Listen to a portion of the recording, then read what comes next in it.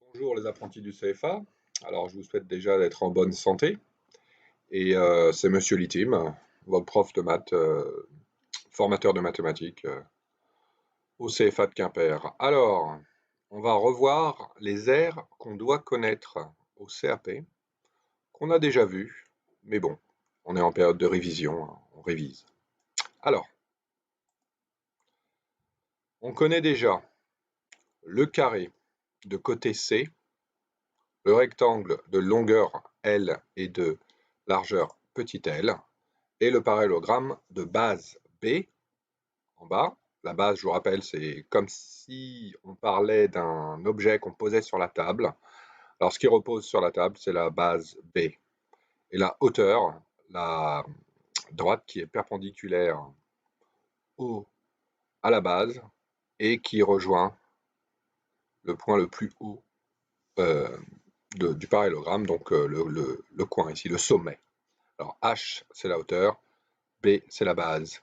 Alors bon, carré, C fois C, C carré. R d'un rectangle, longueur fois largeur.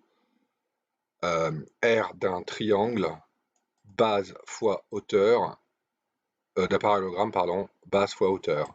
Pour un triangle, nous avons la même hauteur, qu'on retrouve dans beaucoup de figures géométriques, bien sûr, et qui est associée à la base, puis divisée par 2 pour avoir l'aire d'un triangle.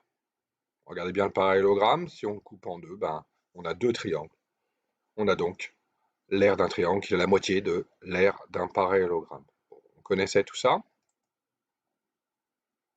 Ensuite, on a bien sûr notre cercle pour simplement la circonférence, mais quand on est en présence d'air, on parle de surface à l'intérieur du cercle, donc tout ça s'appelle le disque. Alors, l'aire du disque, il faut mettre faut appeler notre ami pi, 3,14 environ. Pi, qui est un bouton de la calculatrice, n'oubliez pas. Et l'air est égal à pi fois r. Donc, pi r carré. OK? Alors, on a aussi... Bah, c'est tout. Pardon. Alors, avant de passer au volume pour la prochaine vidéo, je vous souhaite d'être en pleine forme et de ne pas attraper des virus. Vous et votre famille, portez-vous bien. Alors, je vous fais un petit coucou. Voilà. Au revoir, c'était Monsieur Litim.